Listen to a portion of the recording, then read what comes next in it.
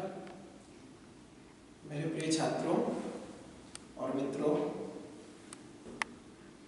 जैसा कि कल मैं YouTube चैनल पर अपनी पहली क्लास को अपलोड किया और जिसमें आप लोगों के हमें बहुत प्रेम मिले, सब्सक्राइबर चैनल को सब्सक्राइब किए, अच्छे खासे व्यूज पहले ही दिन हमको देखने के लिए मिले, जिससे हम लोगों का मनोबल और उत्साहित हुआ। और उसको देखते हुए हम लोग अपनी क्लास को आज से अकॉर्डिंग टू सिलेबस चैप्टर की शुरुआत करेंगे और शुरुआत से ही हम लोग इस चैप्टर को अपने पढ़ेंगे। जैसा कि आपको इस व्हाइट बोर्ड पर दिख रहा होगा कि आज हम इतने टॉपिक को पढ़ेंगे और देखिए हमारे वीडियो के आधार पर आप पूरी क्लासों को समझ लिया कीजिए और जो हमारी इस चैप्टर के नोट्स हैं वो नोट्स अभी तो PDF फाइल में अवेलेबल नहीं है, हो सकता है 2-4-5 दिनों के बाद ये संपूर्ण नोट्स हमारी वो आपको इसी डिस्क्रिप्शन में, हमारे चैनल में, इसी डिस्क्रिप्शन में आपको नीचे YouTube चैनल में डिस्क्रिप्शन में दिया जाएगा, उसको आप डाउनलोड भी कर सकते हैं। और अगर बहुत ज़्यादा ज़रूरत होगी तो व्हाट्सएप पे जो हम लोगों के ग्रुप बनाए गए हैं अलग अलग कॉलेजों में, उन व्हाट्सएप के ग्रुपों में हमारी खुद की बनाई हुई नोट्स, बनाई क्या जो हम पढ़ाते हैं, हमारे जो पुराने छात्र, जैसा कि आप लोगों को पता है मैं इस टीचिंग प्रोफेशन में 11 वर्ष से हूँ और 11 साल से मैं लगातार केमिस्ट्री विषय का अध्यापन कर रहा हूँ। तो पुराने जो छात्र हमारे नोट्स बनाए हुए हैं उन नोट्सों को हम आपको अवेलेबल करवा देंगे और उसके आधार पर आप अपनी पढ़ाई को सुचारू रूप से चालू रखिए। और कल जैसा आप लोगों को न्यूज मिली है कि लॉकडाउन 3 फिर से स्टार्ट कर दिया गया है, तो संभव नहीं है जैसी सिचुएशन हम लोगों को दिखाई पड़ रही है कि विद्यालय खोल करके क्लासें चलाई जाए। और इसी के साथ साथ अब हम लोग शुरू करते हैं अपना टॉपिक। जैसा कि हम लोग कल आपको सिलेबस बताए थे कि यूपी बोर्ड के एग्जाम में जो 70 नंबर का हमारा एक पेपर होगा उसमें किस चैप्टर की क्या प्रायोरिटी है, कितने नंबर के प्रश्न आने हैं। अभी जैसे कि आप लोग खाली हैं और आपके पास समय है, अगर आपके पास कोई पुरानी किताब वगैरह मिल जाएगी तो उसमें से आप न्यूमेरिकल के क्वेश्चन देख करके खुद से करेंगे। तो ऐसा चैप्टर हम लोग ले करके चल रहे हैं जिसमें आपको न्यूमेरिकल के भी क्वेश्चन मिल जाए, थ्योरी भी मिल जाए और जिसमें आप ज़्यादा मेहनत कर सकें।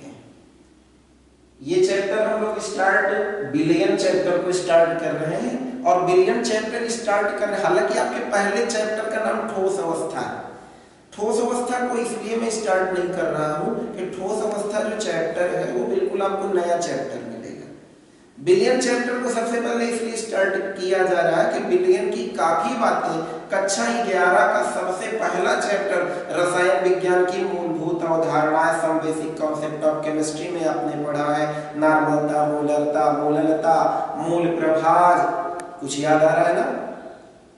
वही सारी चीजें यहाँ पर हमको स्टार्टिंग में पढ़ना है।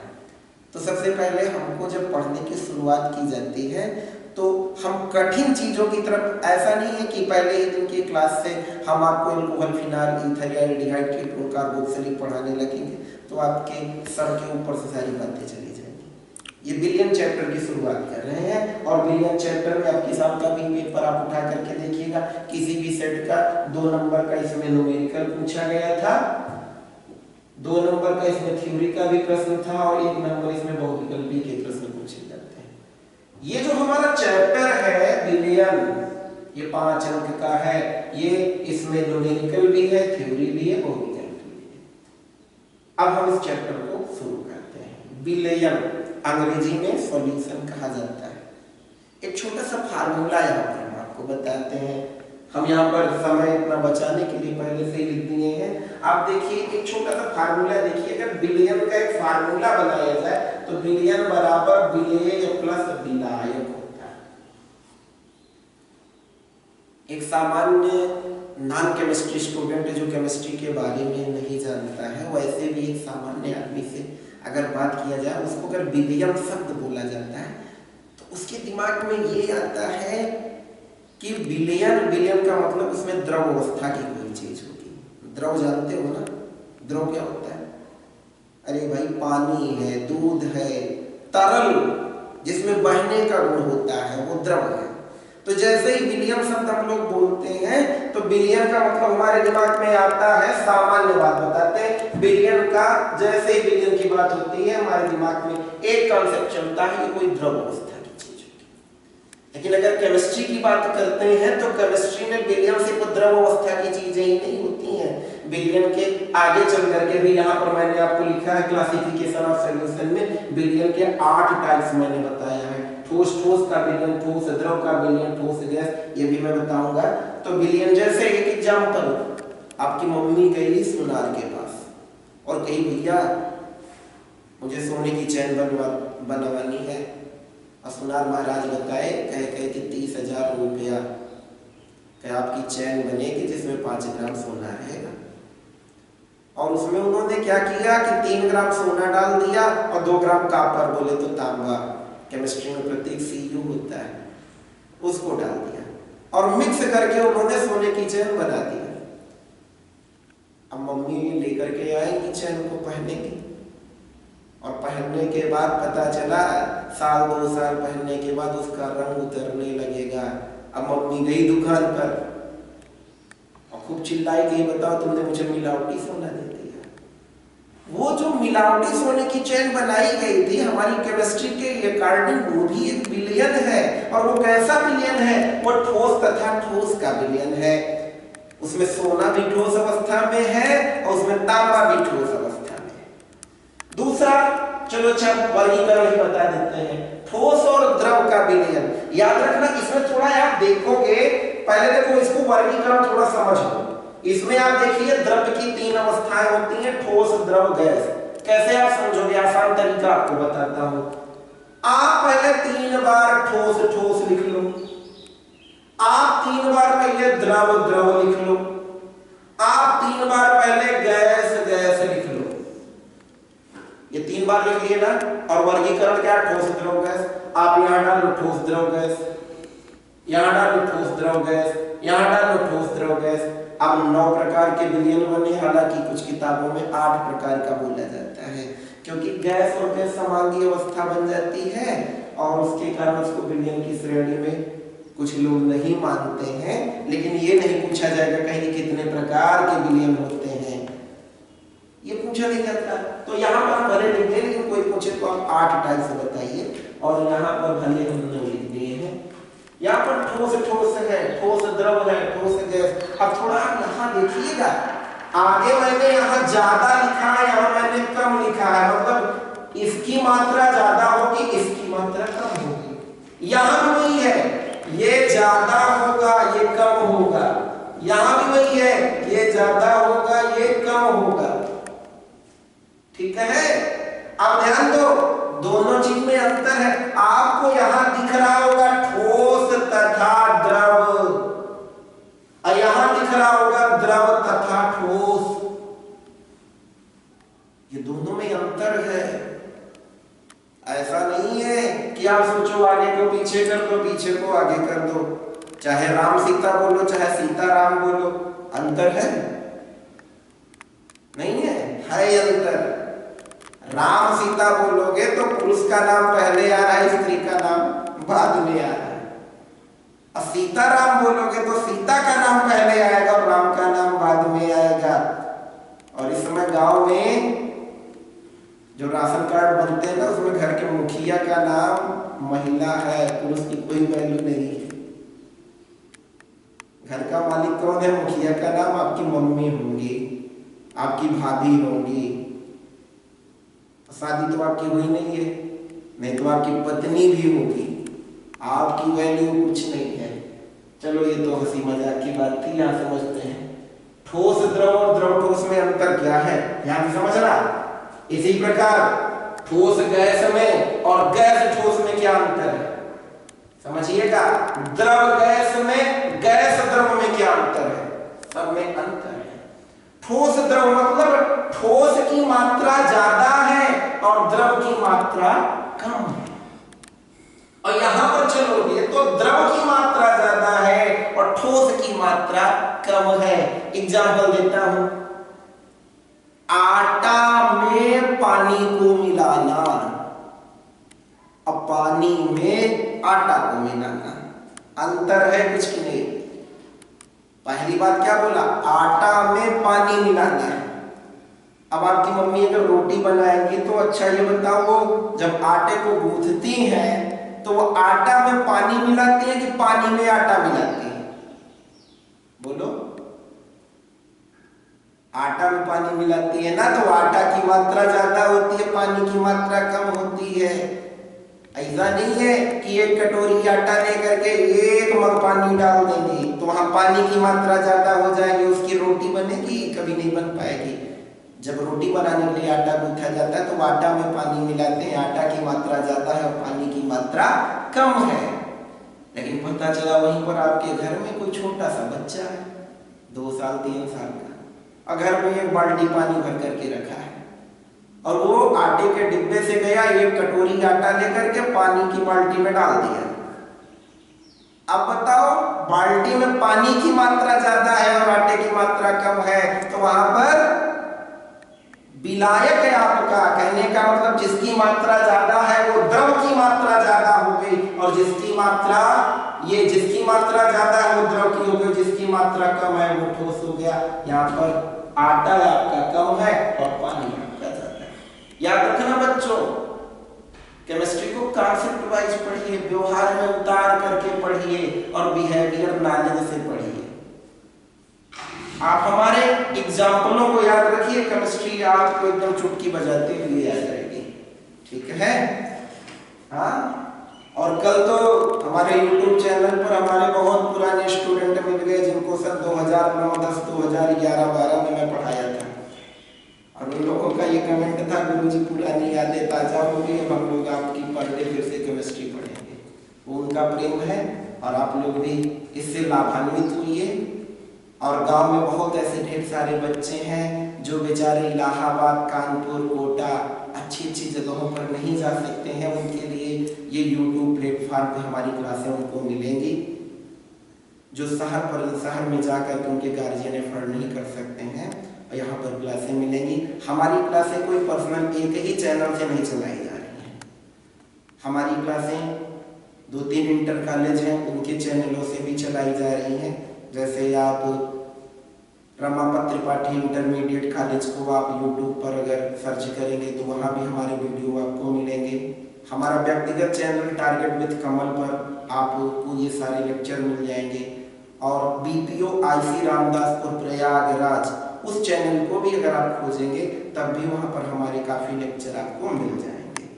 तो हमारे लेक्चर कई YouTube चैनल और कई इंटर कॉलेजों पर इस समय लॉकडाउन के समय में उसको अपलोड किया जा रहा है। आपको जहां पर बेनिफिट हो वहीं से इन लेक्चरों को आप देख सकते हैं, ठीक है? अब आगे चलते हैं। अब आते हैं भैया यहाँ पर मेन टॉपिक की शुरुआत। बिलियन क्या है? बिलियन बराबर बिलियन प्लस विलायक। अब थोड़ा स्पीड पकड़ेंगे क्योंकि अभी कॉन्सेप्ट आपके दिमाग में रखना है।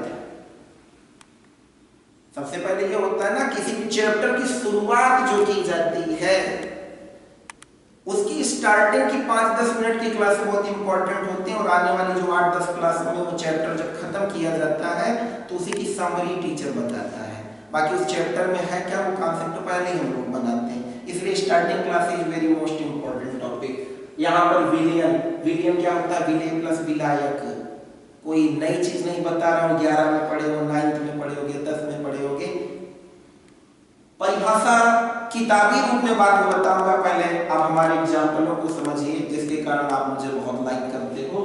बिलियन बराबर विलेय प्लस विलायक। अब चलो ट्रिक लगाओ बेटा। बिलियन क्या है? 2 चीजों से मिलकर के बना होता है। समझ में आ रहा है ना? यहाँ पर क्या लिखा है? विलेय, और यहाँ पर क्या लिखा है? विलायक। अब कैसे आप जानोगे कि बिलियन में क्या चीज विलेय होगा, क्या चीज विलायक होगा?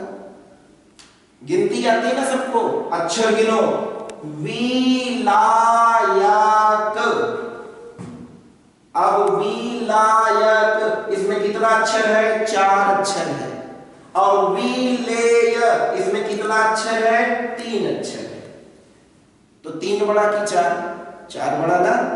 तो विलायक में 4 अक्षर है, इसलिए किसी भी बिलियन में जिसकी मात्रा आपको ज्यादा दिखेगी वो याद रखना वो विलायक है, और जिसकी मात्रा कम दिखेगी वो विलेय है। यहाँ पर आप देखिए 3 अक्षर है, कम है। अब एक एग्जांपल देता हूँ, ऐसे आपको कम ज्यादा नहीं समझ में आ रहा है। एग्जांपल लिया जाए शरबत, शरबत पिए हो ना, गर्मी भी शुरू हो गई है तो शरबत तो पिया जाएगा, ठीक है। और शरबत जब आप पिएंगे तो शरबत 2 चीज से मिलकर बना होता है, चीनी और पानी, ठीक। अब नींबू की बात जाने तो पानी या नींबू को भी नहीं डालना है, वैसे भी अभी महंगा है, लॉकडाउन में 10 रुपए का 2 नींबू 3 नींबू देते हैं। चलो चीनी और पानी दे दो, 2 ही चीज से शरबत बनाते हैं। शरबत में बताओ पानी की मात्रा क्या होगी, ज्यादा होगी ना, और चीनी की मात्रा कम होगी। एक जग अगर शरबत बनाना है तो उसमें होगा क्या, आप क्या एक जग चीनी डालोगे, नहीं ना, आप उसमें थोड़ी सी मात्रा में चीनी डालोगे। तो शरबत में जो है चीनी की मात्रा कम होती है तो चीनी हो गई विलेय, और पानी की मात्रा होती है ज्यादा तो पानी हो गया विलायक, ठीक है। तो विलयन क्या है, विलेय प्लस विलायक, और विलायक की मात्रा ज्यादा है और विलेय की मात्रा कम होती है। चीनी जैसे अगर शरबत बोला जाए तो शरबत एक तरीके का विलयन है, और उसमें जो चीनी घुली गई वो विलेय है, और जो पानी उसमें है वो विलायक है, क्योंकि पानी ज्यादा है। समझ में आया कि नहीं आया, आ गया, ठीक है। चलते हैं, हाँ समझ में आएगा। यार तो तुम लोग तो साइंस वाले हो, पढ़ने वाले, जो नॉन साइंस वाला है ना वो भी इस वीडियो को देखेगा, उसको भी समझ में आ जाएगा कि ये क्या है। अब देखो आज तक आपको शरबत की परिभाषा नहीं जानते होंगे ना, अभी मैं शरबत की परिभाषा आपको बताता हूँ, पहले विलयन की परिभाषा जानते हैं। अब चलो यहीं से विलयन की परिभाषा निकालते हैं, ध्यान से समझना, थोड़ा यहाँ पर मिटा देते हैं। अब ये चीजें तो समझ गए हो सब लोग, अब ध्यान से समझना, तीर किधर लगाऊंगा, जब किसी विलायक में विलेय पदार्थ को डाला जाता है, याद रखिए, जब किसी विलायक में विलेय मतलब पानी में चीनी को डाल रहे हैं, जब किसी विलायक में विलेय पदार्थ को डाला जाता है तो जो समांगी मिश्रण बन करके तैयार होता है। समांगी अंग्रेजी में बोले तो होमोजीनियस, समांगी का मतलब वो चीज उसमें घुल जाए। और शरबत में बताओ चीनी दिखती है, नहीं दिखती ना, जब पीते हो तब मीठा लगता है।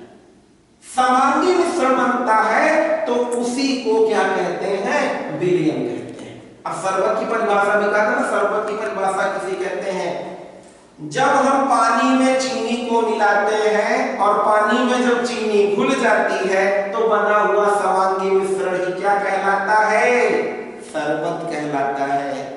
अब आज अपने घर जाना, लेकिन घर क्या जाओगे, तो ऑनलाइन देख रहे हो, घर ही में बैठ के देख रहे हो, तो अपने मम्मी पापा से कहना कि हम शरबत की परिभाषा याद लिख के दिखाएंगे, ठीक है।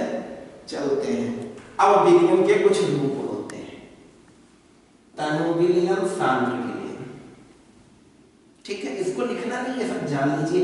हाँ बेटा एक चीज याद रखना, 70 नंबर का पेपर, बाद में 30 नंबर का वाइवा, बोले तो प्रैक्टिकल में छोटी छोटी डिफिनेशंस बहुत पूछी जाती हैं।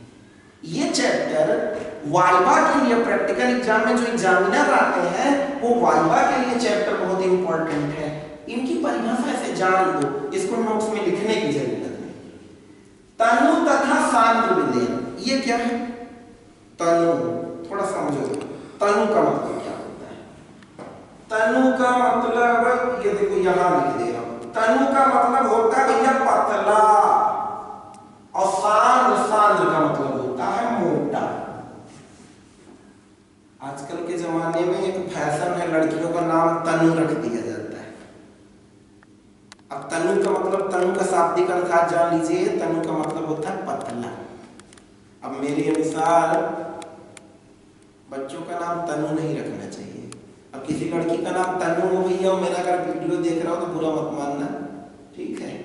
अब तुमको चाहे जितना तुम्हारे घर वाले खिलाए पिलाए, लेकिन तुम मोटी अपनी जिंदगी में नहीं हो पाओगी। क्यों नहीं, क्योंकि सुबह से लेकर शाम तक तुम्हारे मम्मी पापा तनु यहाँ जाओ, तनु वहां जाओ, तनु ये करो, तनु वो करो। और तनु का मतलब क्या होता है, पतला। अब जिस बच्चे को सुबह से लेकर शाम तक उसके गार्जियन बस ये कहे तनु यहाँ आओ, मतलब पतली यहाँ आओ, पतली वहां जाओ, पतली खाना खाओ, तो पतली मोटी कैसे होगी? पतली ही रहेगी। चलो तनु क्या होता है इधर ध्यान दो। तनु का मतलब है पतला, अकॉर्डिंग टू केमिस्ट्री बात करते हैं, ठीक है? थोड़ा सीरियस हो जाओ, अब आते हैं टॉपिक पे। तनु का मतलब पतला और सांद्र का मतलब क्या होता है? मोटा। अब ऐसा ना हो कि आपके घर में कोई छोटा बच्चा पैदा हो तो कहते हो कि हमारे कमल सर थे, मेरा नाम जानते हो ना, कमल सर थे, वो कहते थे सांद्र का मतलब मोटा। हमारे घर में भैया पैदा हुआ, उसका नाम सांद्र रख दो, सांद्र का मतलब मोटा। अब ये नहीं है कि सांद्र कहने से तुम्हारे घर का बच्चा मोटा हो जाएगा, या केमिस्ट्री में मोटा होता है, ठीक है? तनु का मतलब पतला और सांद्र का मतलब मोटा।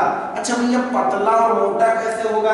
यहाँ पर चीजें किससे रिलेटेड है? विलयन से। और सबको अब आपको ये पता हो चुका है कि विलयन में, अब ध्यान से समझिए, विलयन में दो चीज है, पहला है विलेय है और दूसरा चीज क्या है?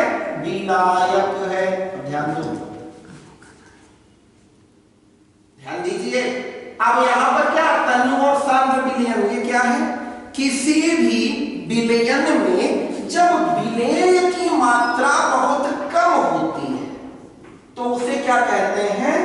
तनु विलयन कहते हैं। और किसी भी विलयन में जब विलेय की मात्रा ज्यादा होती है, अब इसका मतलब ये नहीं कि विलायक से ज्यादा हो जाएगा, अपेक्षाकृत जितनी मात्रा में बोलते हैं, अगर उससे ज्यादा हो गया तो उसे हम लोग क्या कहेंगे? सांद्र विलयन कहेंगे।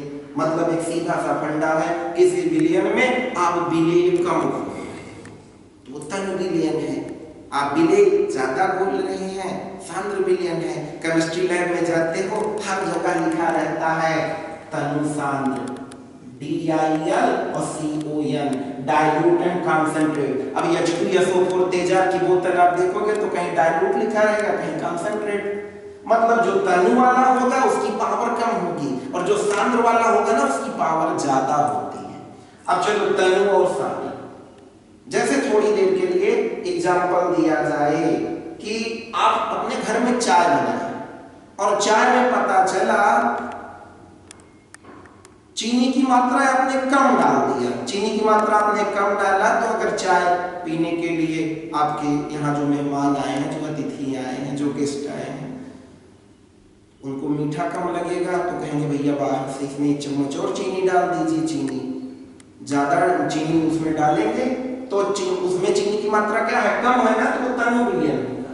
और पता चला दूसरी बार फिर वही आया, आपके दिमाग में आ गया कि पिछली बार तो ये कहे थे कि चीनी कम है, की बार ज्यादा है आपने डाल दिया।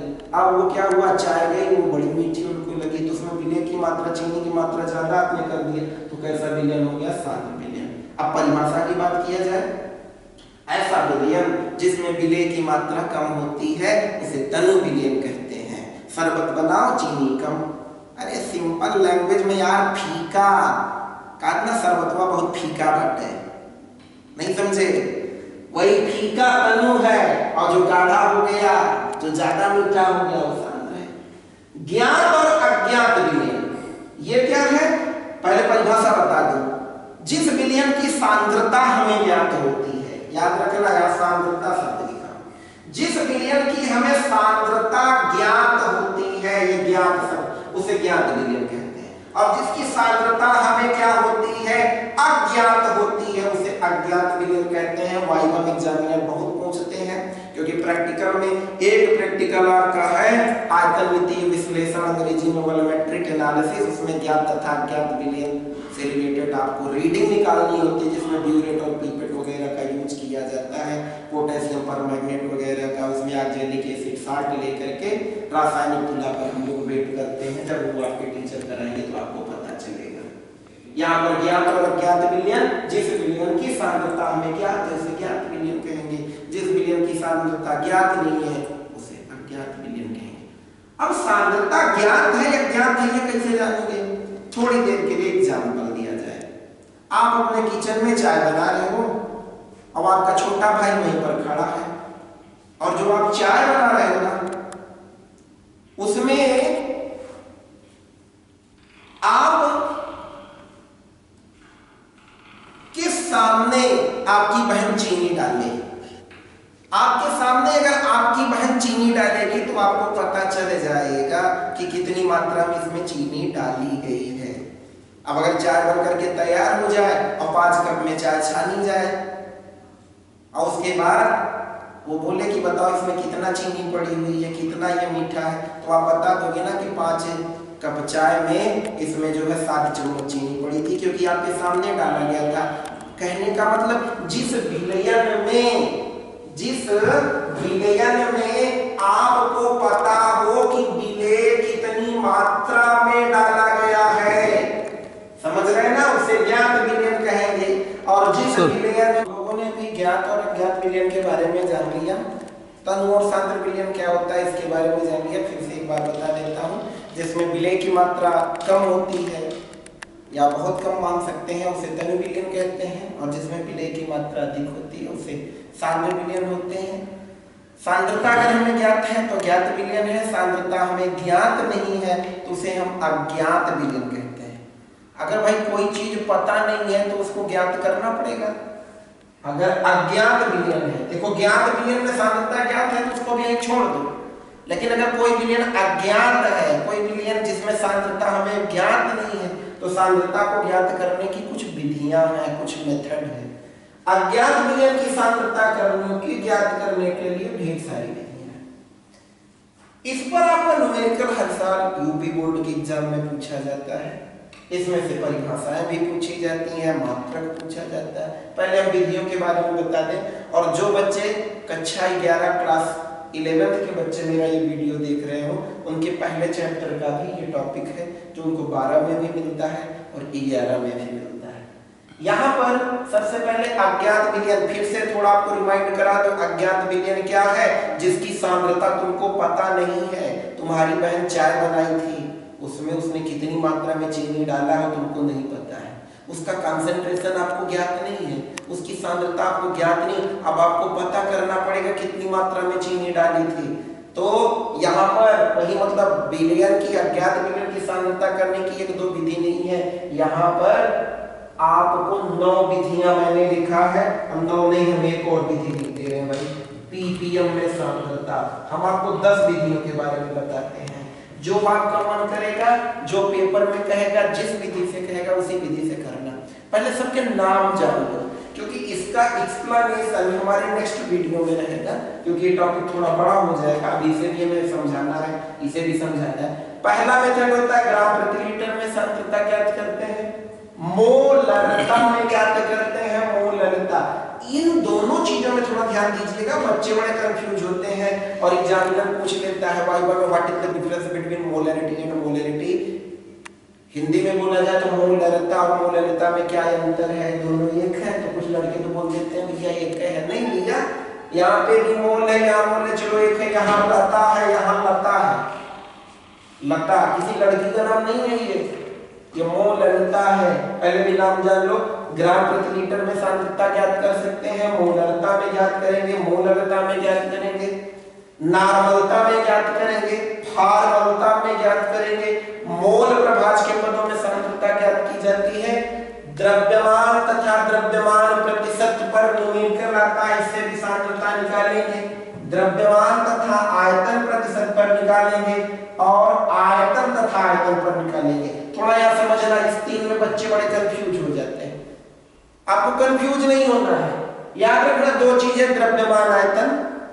एक में द्रव्यमान द्रव्यमान कर दो, एक में आयतन आयतन कर दो, एक में दोनों अलग अलग कर दो, द्रव्यमान आयतन। और लास्ट पीपीएम में सांद्रता, this is the full name of parts पर मिलियन। पीपीएम का फुल फॉर्म होता है पार्ट्स पर मिलियन, पीपीएम में सांद्रता। इतने दृष्टिकोण से हम लोग इसको ज्ञात कर सकते हैं। अब इस टॉपिक को हम लोग बाद में देखेंगे, क्योंकि ये हमारे कल के वीडियो में रहेगा, या आज ही अगर ये अपलोड हो जाएगा इसका भी वीडियो बना दिया जाएगा। ये मतलब इस पर न्यूमेरिकल लगेगा और इसको हम एक्सप्लेन करेंगे। अब आते हैं थोड़ा यहाँ पर विलयन के अन्य टाइपों में देखेंगे।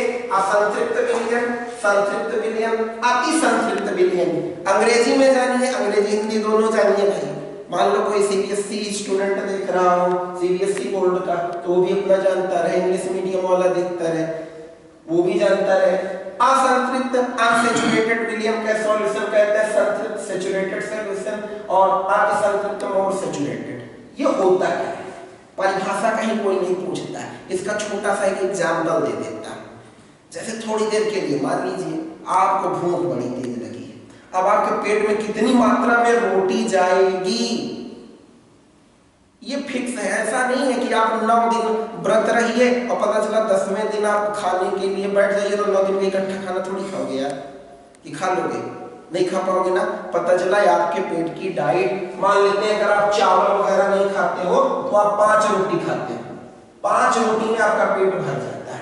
ये आपकी संतृप्त अवस्था। संतृप्त मतलब यहां पर थोड़ा और छोटा कर देता हूं, संतृप्त को सन हटाओ, चलो तृप्त। तृप्त मतलब क्या होता है? सेटिस्फैक्शन, हम सेटिस्फाइड हो गए। मतलब तुम 5 रोटी खाओगे तो तुम सेटिस्फाइड हो जाओगे, भाई मेरा पेट भर गया। लेकिन थोड़ा पता चला आपके घर में रोटी कम है, 5 रोटी के बजाय आपके घर में 3 रोटी आपको खाने के लिए मिला, अब आपका पेट भरा? नहीं भरा। चलो ठीक है, एक अवस्था हो गई कि आपको 3 रोटी मिलती है। तीसरी अवस्था ऐसा है कि मान लो पता चला ये 3 रोटी तुम्हारी मम्मी तुमको खाने के लिए दी और कहीं बेटवा जब हमको या बिटिया हमको रोटी ना बनाना पड़े, 3 रोटी खा लो और कुछ खा लो। अब तुम क्या करो? तुम बाहर जाओ किसी से कहने लगो कि हमारी मम्मी ने हमको आज पेट भर खाने नहीं दिया। अब दूसरे दिन क्या होगा? मम्मी से जाकर कोई बता दिया कि भैया अपने बच्चे को पेट भर खाना नहीं दिया, मम्मी गुस्सा गई।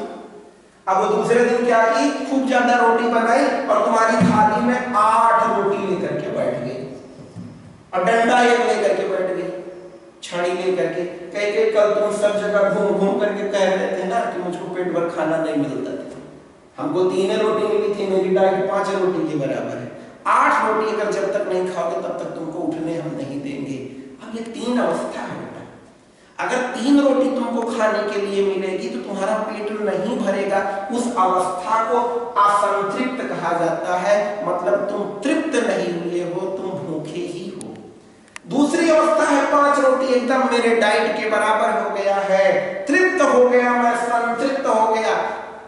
और तीसरी अवस्था क्या? 5 खाए, अब डंडा बगल में रखा है मम्मी का, तुम्हारे 6वीं खाओगे रोटी यहां तक आएगी, 7वीं खाओगे यहां तक आएगी और 8वीं खाओगे तो यहां तक आने लगेगी, पलटी भी होने लगेगी, प्रॉब्लम होने लगेगी, नहीं खा पाओगे, मतलब मोर सैचुरेटेड कंडीशंस हो जाएगी। ये छोटा सा एक एग्जांपल मैं दे रहा था, याद रखना मेरी केमिस्ट्री में एग्जांपल है, आपको समझना है, इसको हम केमिस्ट्री से जोड़ते हैं।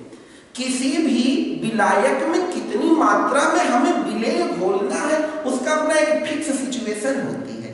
कम घोलोगे असंतृप्त है, उसके बराबर घोलोगे संतृप्त है, ज्यादा मात्रा में घोलोगे तो अति संतृप्त है। चाय 1 कप बन के आए, चीनी कम है उसमें, यार असंतृप्त है भाई, स्वाद के अनुसार मिल गई चीनी उसमें, बाहर से नहीं मांगे। आपके घर में भैया चाहिए कैसे बनी तो क्या बताओगे? बोलो, बताओगे ना कि चाय अच्छी है, नहीं तो क्या करोगे? कहोगे नहीं चाय फीकी है, चाय ज्यादा मीठी है। चाय अगर आपको फीकी मिल जा रही है तब जान लो असंतृप्त है, चाय आपके स्वाद के अनुसार मिल गई, जान लो संतृप्त है। अब पता चला ऐसा तुम्हारी बहन जिससे तुम लड़ाई करते हो ऐसी चाय बनाई कि चाय पियो तुम्हारे दोनों होंठ चिपक गए, वो चाय नहीं था, एकदम रसगुल्ला वाला सीरा के जैसे चाय बन गई। अब उसमें ज्यादा मात्रा में चीनी घोल दी गई है, उसी अवस्था को अति संतृप्त कहते हैं। और यहाँ 8 रोटी जब खाओगे तो अति संतृप्त वैसे होगे, समझे ना? और जब 5 खाओगे तो पेट के बराबर रहेगा। यही होता संतृप्त असंतृप्त असंतृप्त अकॉर्डिंग टू केमिस्ट्री, उसके लेवल के बराबर है विलायक में, संतृप्त है, कम है, असंतृप्त है, और ये जाता है तो अति संतृप्त। अब थोड़ा हम वर्गीकरण बताते हैं और वीडियो को खत्म करते हैं क्योंकि ज्यादा लंबा वीडियो हो जाएगा तो उसमें ये दिक्कत होती है अपलोडिंग में। भाई हम लोग गांव में इस समय है तो यहाँ पर नेट की बड़ी प्रॉब्लम है, किसी तरीके से इसको अपलोड किया जाता है कि सारे बच्चों को इससे बेनिफिट हो। ठीक है, बिलियन के वर्गीकरण इसको पहले एक्सप्लेन मैंने कर दिया था, थोड़ा इसका एग्जांपल देता हूँ। याद रखना जो मैं आगे लिखा हूँ इसकी मात्रा कम है, अभी पहले मैं इसको ज्यादा लिख दिया था, आप चाहे जो कर लो, चाहे जिसको ज्यादा करो चाहे कम करो। ये कम है, ये ज्यादा है, ये कम है, ये ज्यादा है, ये कम है, ये ज्यादा सबका एग्जाम्पल अकेले बता देता हूं और सुन लो, आगे चल करके कंपटीशन की दुनिया में जाओगे, एसएससी की एग्जाम दोगे, रेलवे का एग्जाम दोगे, पीसीएस का एग्जाम दोगे, उसमें जीएस में, साइंस में जो पूछा जाता है उसमें ये एग्जाम्पल पूछे जाते हैं जो आज मैं बताने चल रहा हूं। समझ में आ रहा है? मैं टीचर के साथ साथ कंपटीटर भी हूं, ये भी आप लोगों को पता है। मैं सिविल सेवा की तैयारी करता हूं और उसी के आधार पर मैं आपको अपने लेक्चरों में कंपटीशन के भी क्वेश्चनों को कुछ बताते जाएंगे कि वहां पर कैसे क्या क्वेश्चन आते हैं, ठोस तथा ठोस। ठोस कब होगा और ज्यादा वाले में भी ठोस होगा, इसका एग्जाम्पल है, देखो जगह नहीं है, यहां लिख देता हूं, मिश्र धातु में। मिश्र धातु में, मिश्र धातु में मतलब ये जात नहीं है मिश्र, नहीं तो सोचो हमारे सर का नाम कमल मिश्रा है, वो मिश्र हो गए, वो मिश्र लिए मिश्र लिख रहे हैं, नहीं वो नहीं है। मिश्र धातु मतलब मिश्रित धातु में। आपके मम्मी का वही जो चैन का एग्जाम्पल दिया था उसमें कापर भी मिला दिया गया, वो भी ठोस अवस्था में है, सोना भी मिला दिया गया और सोना तो है ही है, वो भी ठोस अवस्था में, वो ठोस तथा ठोस का भी लिया है। दूसरा है ठोस तथा द्रव। ठोस की मात्रा कम है और द्रव की मात्रा ज्यादा है। अरे नालायकों, अभी बताया था ना, शरबत, शरबत में कहा है भैया पानी ज्यादा और चीनी कम। तीसरा चलो, गैस और ठोस। ठोस की मात्रा कम और गैस की मात्रा ज्यादा। इसका एग्जाम्पल, ये गर्मी के महीने में धूल, दूसरा धुआं, ये सारी चीजें जो है इसके एग्जाम्पल है। धूल क्या होता है, आधी आती हवा की मात्रा ज्यादा है, उसमें माटी के कण ठोस अवस्था में, धूल धुआं एग्जाम्पल है। समझ में आ गया? अब चलो इसमें चौथे वाले में, इसमें कहा भाई कम क्या है, द्रव, और ज्यादा क्या है, ठोस। सुबह उठे सो करके, फ्रेश हुए, फ्रेश होने के बाद जब बाथरूम में गए तो बाबा रामदेव का दंत कांति मंजन लिए, उनका प्रचार नहीं कर रहा हूं, ठीक है, नहीं तो दूसरी कंपनी वाले बुरा मान जाएंगे। मंजन जो करते हो उसकी अवस्था कैसे है, जेल की अवस्था है। उसमें होता क्या, मंजन बहता नहीं है लेकिन गीला भी होता है। अरे फेयर लवली पीको टर्मरिक लगाते हो, कैसी अवस्था होती है, जेल की। तो उसमें क्या है, द्रव कम होता है, ठोस की मात्रा ज्यादा होती है।